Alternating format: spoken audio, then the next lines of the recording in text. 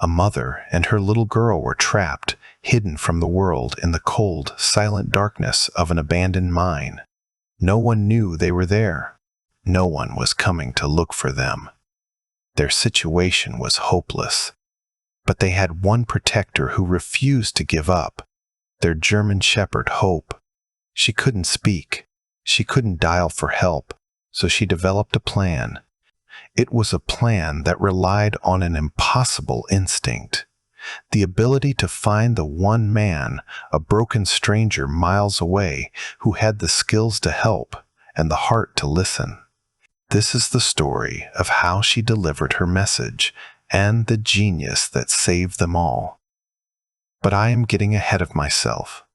Let's start from the beginning. At sunset, Samuel sat on his porch, the old wood creaking under his weight. The silence of the surrounding woods was thick and heavy, a familiar blanket he had wrapped himself in for years. Inside, the sound of a single ceramic plate being placed on the worn kitchen table echoed in the empty house. He ate his simple meal without tasting it, his gaze fixed on the darkening tree line. This routine was his anchor, a series of quiet, deliberate movements that marked the passing of another day. The setting sun painted the sky in shades of orange and purple, but for Samuel, it only signaled the coming of another long, quiet night. His eyes, moving from his empty plate, landed on the hook by the door. On it hung a dog collar, its leather cracked and faded from years of use. A small metal tag, tarnished with age, glinted faintly in the dim light, the name Max just barely visible. He squeezed his eyes shut, and for a fleeting second, his memory conjured a sound. The soft, hopeful whine his partner used to make when it was time for their evening walk. The sound was so real, it made his throat tighten. Then, as quickly as it came, it was gone, leaving a silence that felt deeper and more profound than before. Later, under the first stars, Samuel began his nightly ritual. He walked the perimeter of his small property, his heavy work boots crunching on the gravel path he had laid himself. The walk was not for pleasure but for purpose, a guard's patrol around his self-imposed prison. The immense, dark wall of the forest stood before him, a natural fence separating him from the rest of the world. It was the place that gave him solitude and the place that kept him trapped. He reached the edge of his cleared land, paused for a moment looking into the impenetrable blackness, and then turned back toward the lonely light of his house. Back inside, he switched off the main light, leaving only a small lamp burning in the corner. The house sank into shadows, the familiar shapes of his few possessions becoming dark, silent observers. He sat in his armchair, the stillness of the room pressing in on him. He was completely alone, surrounded by memories that had weight and shape in the darkness. Outside, the night was perfectly still, almost unnaturally so. Then a single, sharp crack of a twig breaking under some unseen weight echoed from the edge of the woods, sharp enough to make him turn his head toward the door, listening. Hours later, in the dead of night, a faint sound pulled Samuel from a shallow, restless sleep. It was a scratching, dry and rhythmic, coming from the front door. He lay still, his ears straining. A raccoon, he told himself, or perhaps a branch scraping against the wood in a phantom breeze. He had lived here long enough to know the sounds of the forest, and this was one he could easily dismiss. He rolled over, pulling the blanket tighter around his shoulders, determined to ignore it and slide back into the merciful emptiness of sleep. But the sound came again, louder this time, more deliberate. Scratch, scratch, pause, scratch. This was not the random work of an animal or the wind. It was intentional, an insistent request. A surge of irritation cut through his weariness. With a heavy sigh, he threw back the covers, the cold floorboards shocking his bare feet. He stomped through the dark house, his mind set on shouting at whatever creature was disturbing his peace, ready to send it scurrying back into the woods where it belonged. He reached the door and pulled it open with a sharp, angry motion, prepared to face a curious bear or a stubborn deer. But he froze. Bathed in the pale yellow glow of the porch light sat a German shepherd. Its coat was a familiar mix of black and sable. One ear flopped just slightly at the tip, and its dark, intelligent eyes were fixed on him. It was the exact image of Max, so perfect in every detail that the air caught in Samuel's throat. He stood motionless, his mind refusing to process what his eyes were seeing. His first thought was that grief had finally broken him. This had to be a hallucination, a cruel trick played by a lonely mind. He started to push the heavy door closed, to shut out the impossible vision. But before the latch could click, the dog let out a soft whine, a specific, low sound he knew better than his own heartbeat. It then moved forward and gently pushed its wet nose into the palm of his hand. It was the signal, their old unspoken question. Time for a walk? The physical touch was undeniable, a shock of warmth and life that shattered his disbelief. Overwhelmed by a tidal wave of confusion and pain, Samuel acted on pure instinct. He yanked his hand back and slammed the door shut, the loud bang echoing through the silent house. The bolt slid home with a heavy thud. He leaned his full weight against the solid wood, his breath coming in ragged, shallow gasps, his heart hammering against his ribs as if trying to escape. He squeezed his eyes shut, but the image of the dog was burned onto the inside of his eyelids. For the rest of the night, Samuel lay awake in his bed, staring at the ceiling. He strained his ears, listening for any sound from beyond the door, but there was nothing. The forest had returned to its deep, profound silence. The absence of the scratching was now more unsettling than its presence had been. Was the dog still out there, waiting? Had it ever been there at all? The question looped endlessly in his mind, and for the first time in a long while, Samuel was afraid not of the past that haunted him, but of the present he could no longer trust.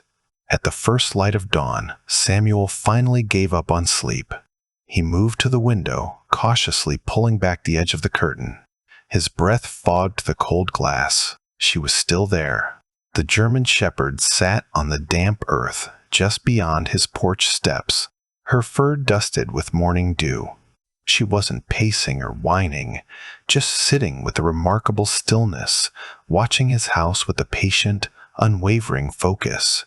It was a vigil, and it sent a shiver down his spine that had nothing to do with the morning chill. She looked tired, but her resolve seemed absolute. He watched her for a long time, his mind a battlefield of logic and a strange, burgeoning hope. Then, as if sensing his eyes on her, she stood up. She walked calmly to the bottom step of the porch and gently placed something from her mouth onto the wood. It was a child's hair ribbon, bright pink and woven with glitter, now soiled with dark, damp clay. She nudged it forward with her nose, then looked directly up at his window. Her gaze wasn't just a plea, it was a clear, urgent message, a piece of evidence presented for his inspection. The image of the small, discarded ribbon struck him like a physical blow. It yanked him from his own sorrow and threw him back into a memory he fought daily to suppress. He saw the chaotic scene of his last rescue mission, the approaching storm, the panicked faces, the single, overlooked clue. A dropped glove half buried in the mud. He had dismissed it as unimportant, a fatal misjudgment that had cost a life. The guilt was a cold, heavy weight in his chest, a constant reminder of his failure. He turned away from the window, his hands clenched into fists. He was no hero. He was the man who had retired, who had run away to this quiet corner of the world to ensure he could never fail anyone again. "I can't help," he whispered to the empty room, the words tasting like ash. He was broken, unreliable, the last person anyone should count on. He looked at his own hands, seeing them not as tools of a rescuer, but as instruments of his past mistakes. He was a ghost, and ghosts couldn't save the living. But the dog outside let out a single, sharp bark, not loud, but piercing.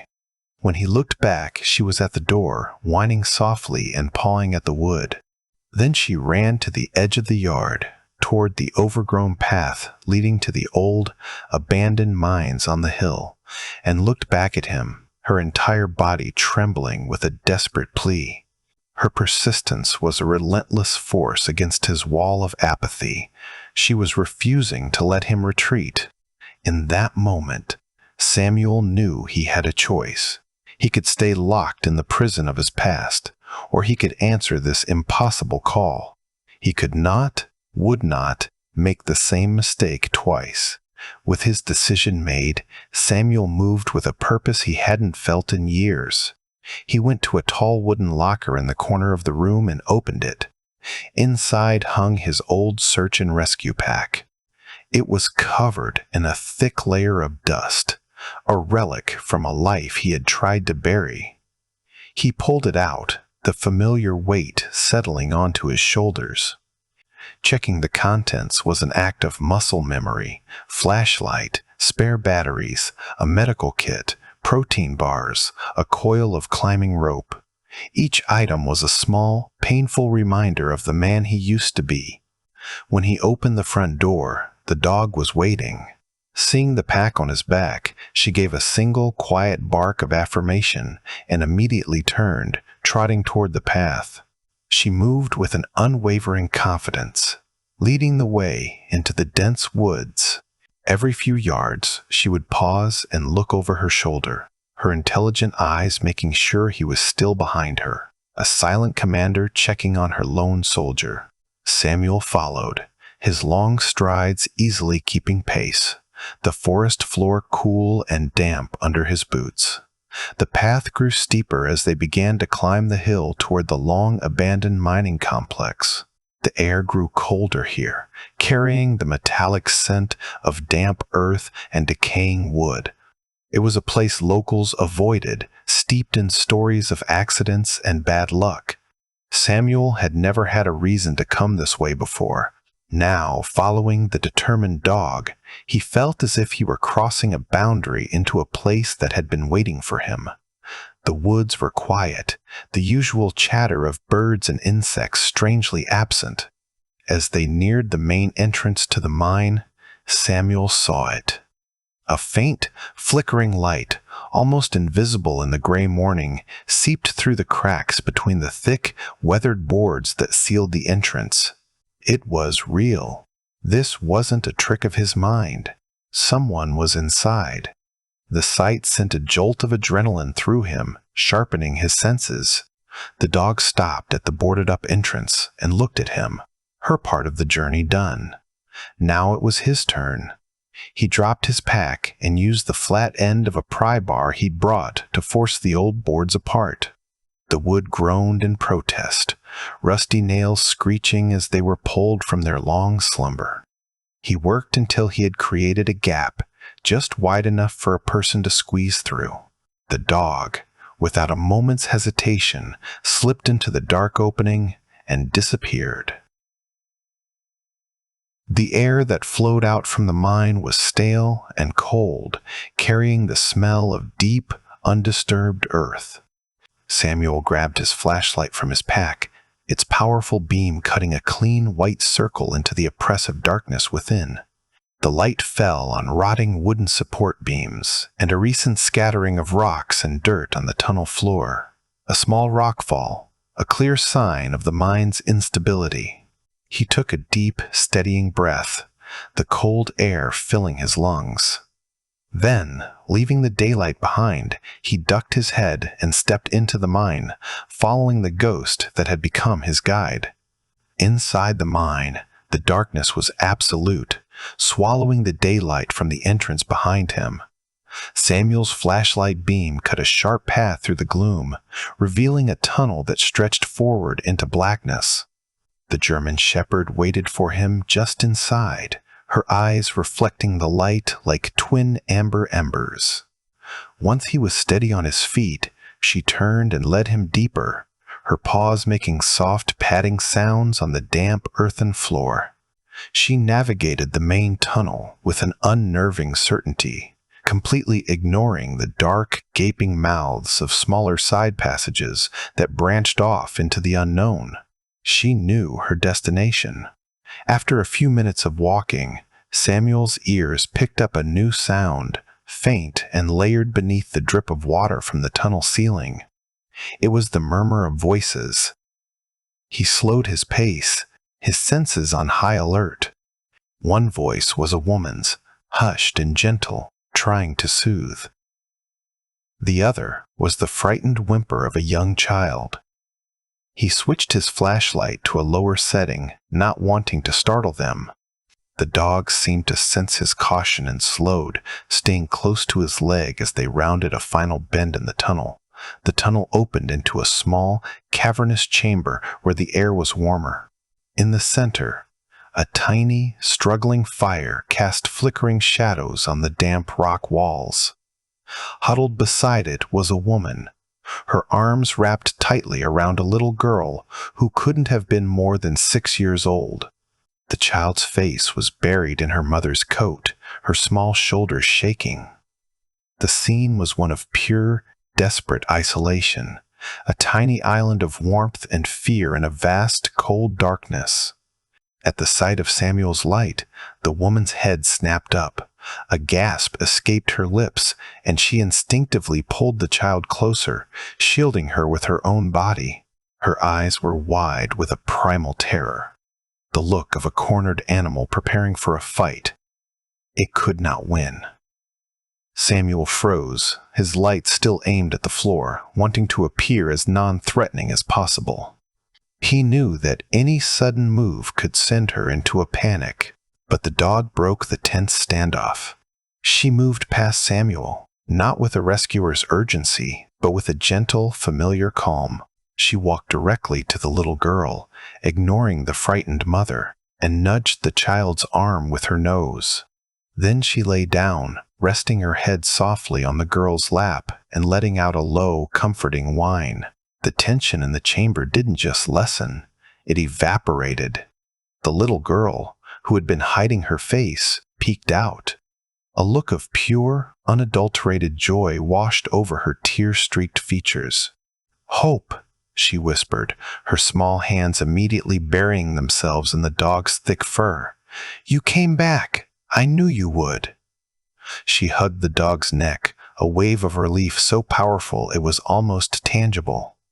The dog, Hope, had not just found help, she had brought comfort home. Seeing this, Samuel lowered his flashlight completely, letting the gentle firelight illuminate the scene. He slowly raised his empty hands, a universal sign of peace. He was not a threat. He was the person Hope had been sent to find. The woman, Anna, watched him, her fear slowly being replaced by a fragile, questioning curiosity. A glimmer of hope, it seemed, had returned to the darkness of the mine. Samuel remained where he was, near the entrance to the chamber, giving the small family the space they needed. He slowly unshouldered his heavy pack and set it on the ground with a soft thud. From it, he took out his own water bottle and a sealed energy bar, placing them on a flat rock midway between him and them, an offering, not a demand. He then sat down on the cold floor, leaning his back against the rock wall, making himself smaller and less imposing. He would wait for them to make the first move. The woman, Anna, watched his every action. Seeing his quiet patience and the way her daughter was clinging to the dog, some of the rigid fear left her shoulders. The child, Maya, had stopped crying completely and was now whispering secrets into Hope's ear. Finally, Anna spoke, her voice raspy and quiet. "Who are you?" she asked, the words hanging in the still air. Samuel explained simply that the dog had come to his house, that she had led him here. He learned that the dog's name was indeed Hope, and she belonged to them. She had run off into the woods the day before, shortly before Anna and Maya had been forced to flee their small, rented cabin nearby. In hushed, fragmented sentences, Anna painted a grim picture. They were hiding from a man who was supposed to care for them, but whose anger had become a terrifying, unpredictable storm. This abandoned mine, a place of local legend and fear, had been the only refuge she could think of. As she spoke, Samuel listened without judgment. He understood the desperation that would drive a mother to seek shelter in such a dangerous place. He realized then that Hope was not a ghost sent to haunt him for his past failures. She was a messenger, a living, breathing vessel of hope sent to offer him a chance at redemption. Her appearance at his door was not a coincidence. It was a call to action. He was uniquely qualified to answer. As Anna finished her story, a weary silence fell over the chamber, broken only by the crackle of the small fire. Maya, exhausted by fear and relief, had fallen asleep, her small body curled against Hope's warm side. The dog didn't move a muscle, serving as a furry, living pillow. She lifted her head slightly and looked directly at Samuel. Her intelligent eyes seemed to convey a silent, profound message. "I brought you here. Now they are your responsibility." In that moment, Samuel knew that his task was far more complex than just leading them to the surface. Exposing them to the world could inadvertently send them right back into the danger they had fled. This wasn't a simple rescue mission of pulling people from a physical trap. It was about delivering them from a situation that had no easy solution. The weight of that responsibility settled on him, but this time it did not feel like a burden. It felt like a purpose. He had to find a way to get them out, not just from the mine, but for good. A fragile sense of peace had settled in the small chamber, the fire casting a warm, comforting glow. Samuel was about to ask Anna if she or Maya were injured when a sound from above shattered the quiet. It was a deep, groaning noise, the sound of immense pressure on old, tired wood. It seemed to come from the very rock around them. Dust, dislodged by the vibration, rained down from the ceiling, glittering in the firelight like malevolent snow. The ground beneath them trembled for a brief, terrifying moment. Samuel reacted on pure instinct. In a single, fluid motion, he was on his feet and moving, crossing the chamber to shield Anna and Maya with his own body. He pushed them against the relative safety of the far wall, as small pebbles and chunks of dried earth pattered down around them. Hope leaped up, her calm demeanor vanishing, replaced by a primal urgency. She stood over Maya, barking a volley of sharp, anxious warnings at the unseen threat in the ceiling, her body tense and ready to defend her charge. When the trembling stopped, Samuel straightened up, his flashlight beam immediately snapping upward to assess the damage. The sight made his blood run cold. A massive crack, dark and spider-webbed, had split the main wooden support beam that spanned the width of the chamber's ceiling. It was a mortal wound in the mine's skeletal structure. He didn't need his years of training to know what it meant. The entire section of the tunnel was on the verge of collapse.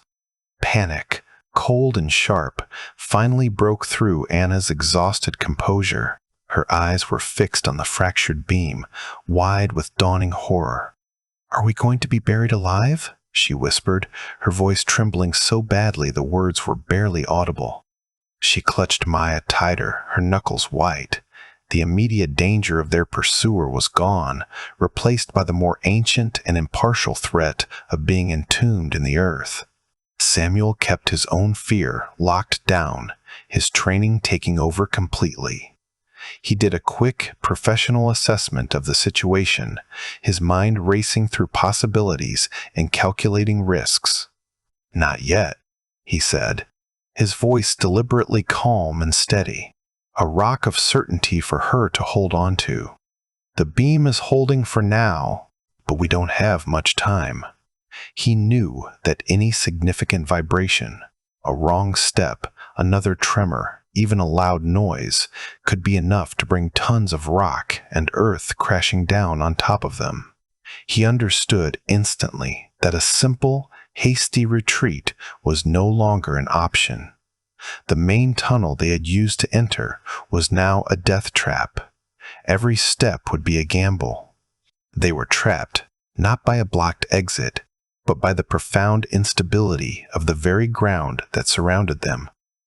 A plan began to form in his mind, forged from a combination of old knowledge and immediate necessity. It was incredibly risky, a long shot at best, but it was the only one they had. For the first time in years, he felt the familiar, terrifying weight of lives resting squarely on his shoulders. He was a rescuer again. "Stay here. Don't move," Samuel instructed Anna, his voice leaving no room for argument. He left her with his larger flashlight and a promise he intended to keep. "I will be back." He turned and moved swiftly but carefully back through the tunnel, every step placed with practiced precision to minimize vibration. Hope stayed behind, a silent, furry guardian for Anna and Maya. He emerged from the mine into the gray daylight, and for a moment, the ordinary world felt strange and distant. But he didn't pause. He ran down the hill to his house, his mind already cataloging the tools he would need. His small, quiet home no longer felt like a refuge for his grief. It was now a forward operating base for a critical mission. The dust on his equipment, the silence in his rooms, it all felt different, charged with a new and urgent purpose. He gathered his supplies with methodical speed. Heavy-duty ropes were coiled over one shoulder. He grabbed 2 hydraulic car jacks from his shed, their solid weight a reassuring presence. He found a stack of thick, hardwood planks he'd saved for a forgotten project, along with a heavy hammer and a box of long, thick nails. Finally, he filled a large thermos with hot, sweet tea and wrapped a couple of thick wool blankets in a waterproof tarp. This wasn't just about structural support, it was about supporting the human spirit. When he returned to the mine, the journey back felt heavier. Each tool, a piece of the immense responsibility he now carried. He found Anna and Maya exactly where he had left them, huddled together, their eyes fixed on the cracked beam above. He set down the tools and handed Anna the steaming thermos. The simple, warm gesture of kindness in the face of imminent danger seemed to surprise her, and for the first time, a flicker of genuine hope appeared in her exhausted eyes. He explained his plan in a low, confident voice. He couldn't fix the beam, but he could brace it. Using the jacks and the wooden planks, he would build a temporary support column directly beneath the fracture. It wouldn't hold forever, but it might hold for long enough for them to pass safely underneath it. It was a desperate, improvised piece of engineering, relying on his knowledge of leverage and stress points. Anna looked from the massive, cracked beam to the simple tools he had brought, then back to the quiet determination on his face. She couldn't possibly understand the mechanics of what he was about to do, but she understood the man. She saw not a stranger, but a protector. With a slow, deliberate nod, she placed her life and her daughter's life entirely in his hands. Samuel took a deep breath and picked up his hammer. He got to work. In the flickering firelight, The rhythmic, solid sound of his hammer striking nails was the only sound in the mine. Each blow was steady and sure, a strike against the crushing silence, a blow against the encroaching darkness, a blow against the ghosts of his own past failures. Samuel worked with a focused, quiet intensity that seemed to push back the oppressive atmosphere of the mine. His movements were economical and precise, honed by years of training where wasted energy could mean the difference between life and death. He didn't speak, letting his actions communicate his competence and resolve. He first built a solid, wide base with several planks to distribute the immense weight, then began constructing the vertical support column, piece by piece. Hope, sensing the gravity of the situation, remained a steadfast presence at Maya's side. The dog seemed to understand that her role now was to be an anchor of calm in a sea of tension. She lay with her head on the little girl's lap, occasionally nudging her hand or offering a reassuring lick, a silent promise that everything would be all right.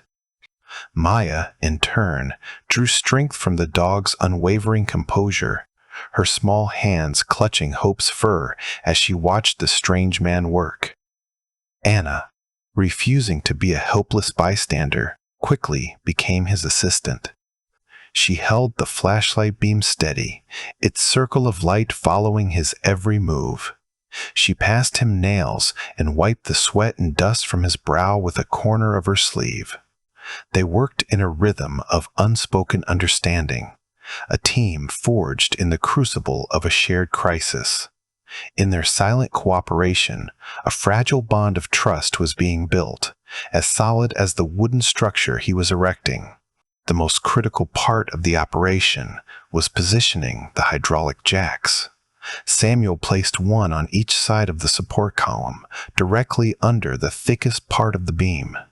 He began to pump the handles, slowly and alternately, raising the bracing structure millimeter by millimeter until it made contact with the cracked beam above. A soft groan echoed through the chamber as the new support took a fraction of the immense strain. The slightest miscalculation, a single millimeter too far, could shatter the beam completely. His entire focus narrowed to the sound and feel of the wood. Finally, the temporary column stood firm, a makeshift pillar wedged between the floor and the fractured ceiling. It was a testament to ingenuity born of desperation. Samuel stepped back, his face grimy with dirt and sweat, and gave it a final, critical inspection. It was ugly, but it was solid. The immediate danger had been stabilized. "It's time," he said, his voice low but clear. He looked at Anna and then at Maya, and for the first time in what felt like a lifetime, he felt not the crushing weight of responsibility, but its profound and noble purpose. With a deep breath, he gestured for them to follow. The plan was to move quickly but calmly through the narrow space he had created next to his support column. Anna took Maya's hand, her knuckles white. Hope stood up, ready to move, her eyes fixed on Samuel. Together, they began their slow, deliberate journey out from under the shadow of the broken beam, each step a small victory against the encroaching darkness. They moved in single file through the narrow, freshly stabilized corridor. Samuel went first, his flashlight beam cutting a steady path ahead. Anna followed, holding tightly to Maya's hand. Hope brought up the rear, a silent, furry shadow. The air under the cracked beam felt heavy and charged, and the silence was so absolute that Samuel could hear the frantic beating of his own heart. Every footstep seemed to echo in the cavernous space. As they cleared the immediate danger zone and entered the main tunnel, Maya suddenly froze. The long, dark passage ahead, a stark contrast to the firelit chamber, seemed to her young eyes like an endless, devouring maw. A sob escaped her lips, and she pulled back, refusing to go any further. I'm scared, she cried, her small voice swallowed by the immense darkness. Fear, which had been held at bay, had finally overwhelmed her. Anna knelt beside her, her voice a soothing murmur. It's okay, sweetie. We're almost out. You just have to be brave for a little longer. But Maya was inconsolable, her fear having become a physical paralysis. She shook her head, tears streaming down her face, and sat down on the cold, damp ground, unwilling to take another step into the terrifying blackness. Samuel, a few feet ahead, heard the commotion and stopped. He turned, his light illuminating their struggle. He felt a cold knot of dread tighten in his stomach. He couldn't go back to them. His added weight could be just enough to disturb the delicate balance they had left behind. He was too far away to offer a hand or a word of comfort. For a terrifying moment, he was helpless again, a spectator to a crisis he couldn't control. It was the echo of his worst failure. But then Hope, who had been waiting patiently at the rear, moved. She squeezed past Anna and went to the crying child. She didn't bark or whine. Instead, she did something remarkable. She gently nudged Maya's hand with her wet nose, then took the soft hem of the girl's jacket between her teeth and gave a soft, insistent tug. It wasn't a command. It was an invitation, a silent promise. I am with you. Follow me. The simple, tangible act of connection broke through the girl's paralyzing fear. Maya looked down at the dog, her sobs subsiding. She wiped her eyes with the back of her hand and, still clutching the fabric of Hope's fur near her mouth, she got to her feet. She took one tentative step, then another, her entire focus on the loyal animal leading her forward. Hope guided her out of the shadow of the chamber and into the main tunnel, never letting go until they were safely beside Samuel. They were clear. Samuel let out a breath he didn't realize he'd been holding. He looked down at the dog, whose intelligent eyes seemed to hold a wisdom far beyond his own understanding. She hadn't just guided them through the darkness. She had pulled a child from the depths of her own fear. In that moment, he knew with absolute certainty that this dog had not only saved their lives, but had also, in some profound way, saved a piece of his own soul. Just as Maya took her final step to join Samuel, a deep, guttural roar erupted from the chamber behind them. It was a sound of finality, of immense weight giving way. The ground beneath their feet pitched violently, and the air was sucked from the tunnel, immediately followed by a concussive blast of wind and dust that threw them forward. Samuel instinctively shielded Maya with his body, while Anna stumbled against the tunnel wall, her hands scraping against the rough rock. The roar intensified into a deafening cascade of splintering wood and shearing stone. It was a sound that seemed to go on forever, the mountain itself groaning in agony. They were plunged into absolute blackness as the hurricane of dust and debris extinguished Samuel's flashlight beam. The air became thick and unbreathable, choking them with the ancient dry taste of the deep earth. Hope whined, a high, thin sound of distress, pressing her body close to Maya's for comfort. Then, as suddenly as it began, it was over. An unnatural silence descended, deeper and more complete than before. They were stunned, disoriented, their ears ringing in the aftermath of the cataclysmic noise. Samuel fumbled with his flashlight, his hands shaking slightly. He clicked it on, then off, then on again. The beam flickered to life, weak at first, then strengthening, cutting a hazy path through the thick, swirling dust. He slowly got to his feet, helping Anna up. He shone the light back toward the chamber, where a dark, open passage had been only moments before. There was now a solid, impassable wall of rock, earth, and shattered timbers. The mine had reclaimed the space, sealing it forever. There was no going back. The finality of the sight was staggering. They had escaped with only seconds to spare. Anna stared at the wall of debris, her hand covering her mouth, her eyes wide with shock. Tears of pure, unadulterated relief streamed down her face, carving clean paths through the grime on her cheeks. Maya, safe in Samuel's arms, coughed from the dust, but was otherwise unharmed. She buried her face in his shoulder, her small body trembling. The immediate, violent threat was over, but they were still deep underground, in the dark. There's only one way to go now. Out, Samuel said, his voice steady and calm, a stark contrast to the chaos they had just endured. He adjusted Maya in his arms, her slight weight, a grounding presence. He knew that fear and despair were enemies as dangerous as any collapsing tunnel. They had to keep moving. With a final look at the tomb of rock behind them, they turned away. The dust was beginning to settle, and the air, while still thick, was becoming easier to breathe. Hope, her momentary fear gone, took her place at the head of their small procession once more. They continued their journey through the silent, dark tunnel, and now every step felt different. It was no longer a step of escape, but a step toward life, a deliberate, hopeful march away from the grave they had so narrowly avoided. The journey through the remaining stretch of tunnel was a silent, surreal trek. The only sounds were their own breathing and the soft scuff of their shoes on the uneven floor. The air grew gradually fresher, losing its stale, subterranean quality and hinting at the living world above. Then, far ahead in the darkness, a pinprick of faint gray light appeared. It wasn't the focused beam of a flashlight, it was the soft, diffused light of the outside world.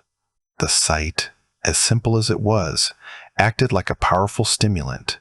Hope, who had been trotting steadily ahead, broke into a happy, energetic pace. Anna let out a small, quiet sob of joy. The promise of open sky and fresh air gave them a final surge of strength, dispelling the last vestiges of the suffocating darkness. Samuel shifted Maya's weight in his arms. The little girl, who had been dozing fitfully, stirred and opened her eyes, seeing the light ahead. "Are we there?"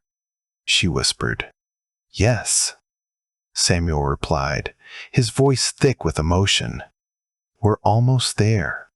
Hope was the first one out. She bounded from the dark mouth of the mine into the pre-dawn light, her paws sinking into soft, damp earth.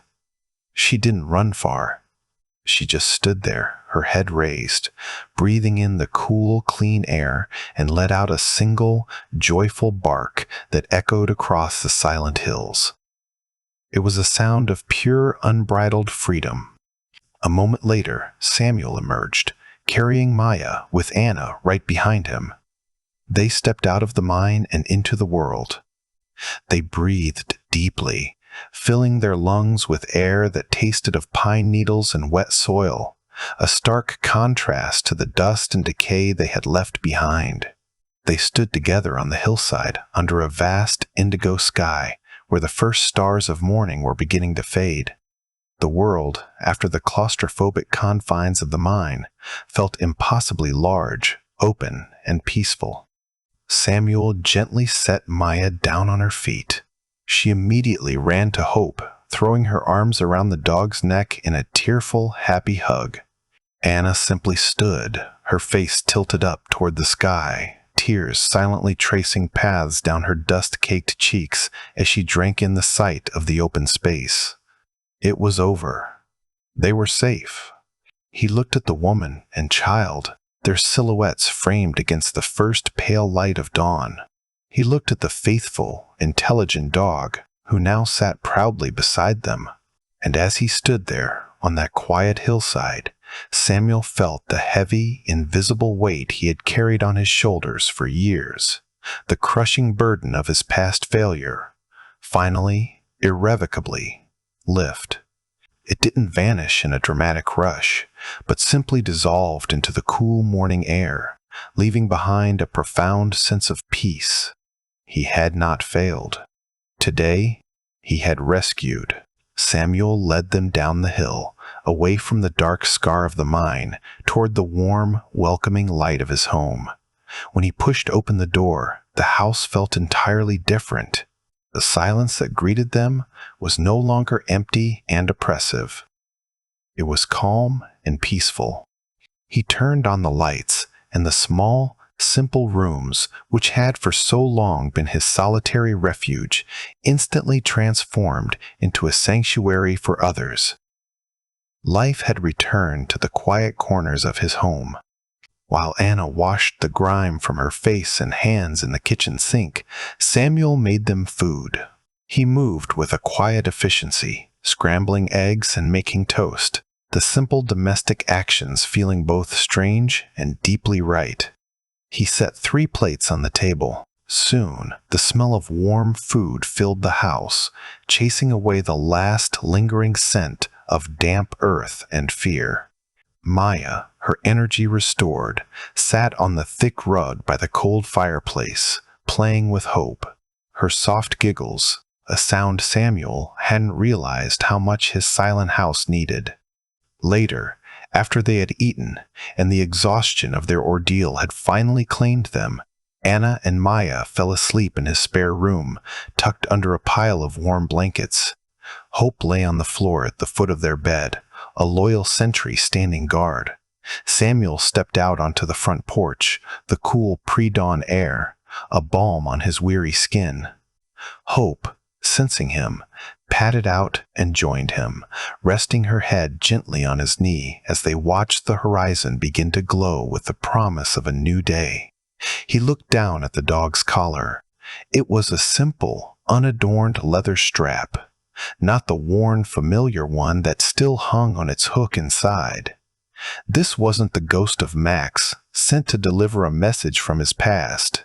This was Hope, a real, breathing creature who had forged a new story, a different kind of loyalty.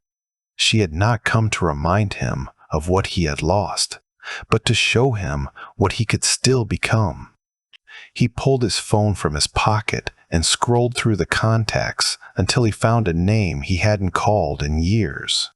It was an old friend from his army days, a good man who now ran a non-profit that helped families in crisis. The phone rang twice before it was answered with a sleepy, gruff voice. "I need your help, Mark," Samuel said, his own voice clear and steady. "I have 2 people here, a mother and her daughter. They need a new start, a safe one." As the sun finally broke over the distant mountains, painting the sky in brilliant strokes of orange and gold, Anna emerged from the house, wrapping a blanket around her shoulders. She stood beside him on the porch, watching the sunrise. "Hope didn't find you by accident," she said quietly, her voice full of a calm certainty. "She knew who to go to. I think her place is here, with you. She needs a job, and you need a partner." Samuel looked at the magnificent, loyal dog resting at his side, then back at the rising sun. Anna was right. Hope had saved them, but in doing so, she had also rescued him from the mine of his own grief. The emptiness inside him was gone, replaced by a quiet, steady sense of purpose. He was no longer alone. He had hope. This is the end of the story. Thank you for listening. If you liked the story, please consider liking and subscribing to my humble channel. And if you propose an idea for the next story that you want to hear in comments, I just may do it. Goodbye.